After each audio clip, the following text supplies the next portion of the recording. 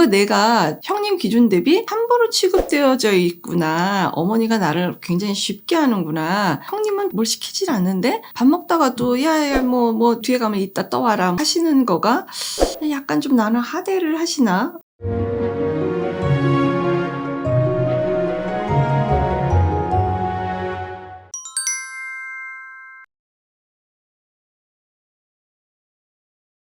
안녕하세요. 이주은 부부상담 원장 이주은입니다. 오늘도 사례를 다뤄보겠습니다. 시어머니가 엄마라고 부르라고 해서 지금까지 시어머니를 엄마라고 부릅니다. 어머니나 저나 그냥 그런 대로 가깝게 서로 지내는데 저희보다 늦게 결혼한 큰 형님의 존재가 생기면서 뭔가 삐그덕거리고 있습니다. 시아주버님과 형님 부부가 시댁에 오면 어머니는 절절매십니다. 뭐라도 더 해주고 눈치도 보고 같은 며느리 인데 저를 대하는 것하고는 완전 딴판입니다. 그러고 보니 어머니는 형님에게 엄마라고 부르라는 얘기를 안 했습니다. 남편에게 속상하다고 나는 뭐냐고 했더니 여태 잘 지내다가 왜 갑자기 예민하냐고 형님이 더 예뻐서 질투하냐고 하는데 제가 폭발했습니다. 어머니한테도 이런 제 생각을 얘기했더니 남편이랑 똑같은 식으로 얘기를 하는데 여태 저는 뭘 한 거죠? 나름 최선을 다했는데 껍데기가 된 것 같습니다. 라고 얘기를 주셨어요.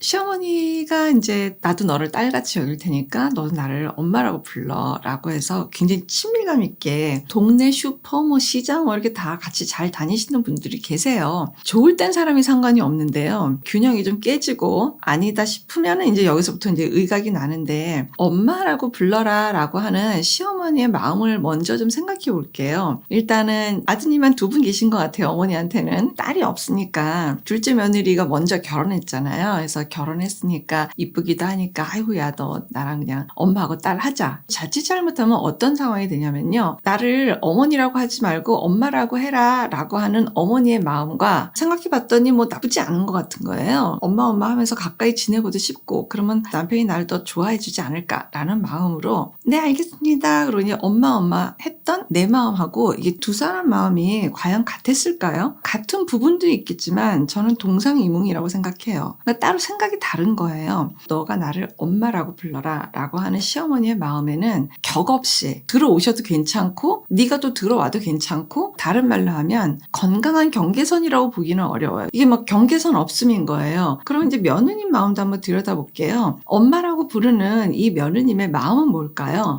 나를 사랑해주세요. 딸 하나로 여기고 나를 많이 예뻐해주세요. 이런 의도의 마음이 사실 훨씬 더 많았을런지도 몰라요. 그러니까 이 부분이 지금 동상이몽인 거예요. 그런데 형님하고 시아주버님이 결혼을 했어요. 어머니가 지금 큰형님한테는 엄마라고 해라 라고 하는 거 안 하시잖아요. 이게 무슨 소리냐? 누울 곳을 보고 다리를 뻗는 거예요. 얘는 내가 엄마라고 해라 라고 해도 먹힐 것 같고 큰애는 그렇게 얘기하기에는 했다가 괜히 거절을 당할 것도 같고 뭔지는 모르겠는데 참 오묘하고 혹시 하더라도 좀 이따가 해야지 될 것 같고 그러니까 이게 사람은 누울 곳을 보고 다리를 뻗는 거예요. 큰애는 그냥 놔두는 거예요. 근데 내 입장에서 사실 이제 큰아들도 조금 어려운 거예요. 둘째는 좀 이렇게 딸 같은 아들 있잖아요. 사근사근하고 뭐라고 해도 아유 엄마 왜 그래요 뭐 이렇게 그냥 대충 좀 넘어가기도 하고 뭐 이런 게 좀 있는데 큰애는 약간 좀 그게 아닌 거예요. 공부를 더 잘했다든지 아니면 성격상 그런 것들을 잘 안 받아준다든지 뭔가 큰애하고 얘가 지금 성격이 좀 달라요. 어머니 입장에서는 당연히 둘을 다르게 대할 수밖에 없고 세트로 이제 묶여가는 게 이제 며느리들도 사실은 어떻게 보면 좀 어려워요. 이게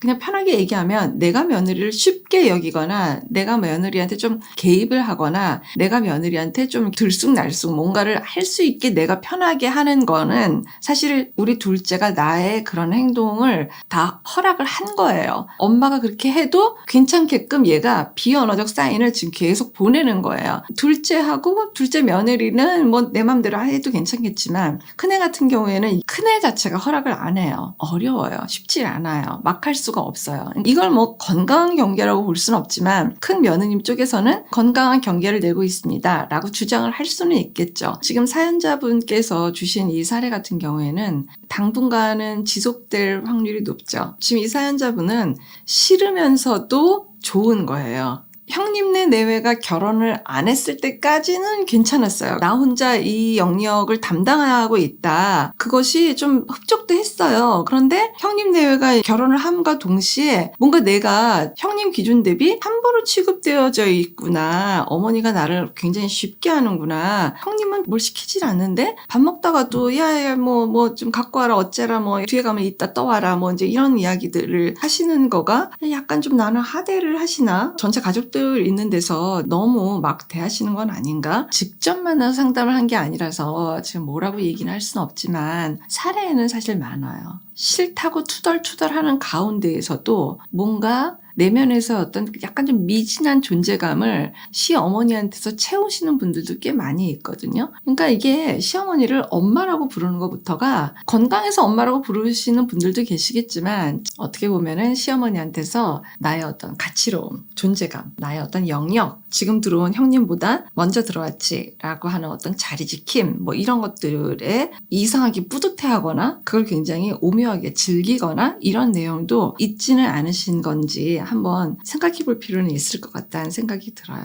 사실은 이게 이중적인 느낌이 굉장히 많이 저한테는 들어오거든요. 그냥 내가 계속해서 엄마 하고 딸 같은 며느리 할 테니까 남편과 어머니한테 나의 어떤 위치를 존중해 달라라는 그런 요구를 하고 싶은 마음이 아닐까라는 생각으로 저는 들려요. 두 가지예요.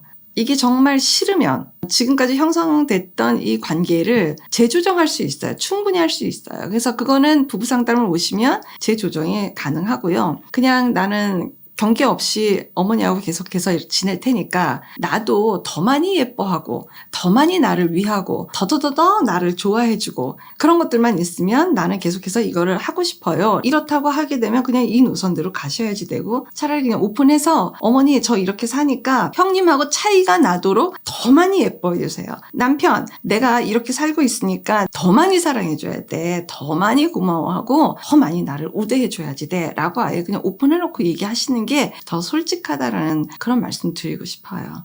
이 사연을 주신 사연자 분의 마음을 저는 충분히 느껴요. 알 것 같아요. 아까 말씀드린 것처럼 선택하시면 될 것 같습니다. 그 선택하신 거에 대해서는 본인이 그냥 수긍을 하시는 게 제일 마음이 편하시지 않을까 싶은 말씀을 드려봅니다. 고맙습니다.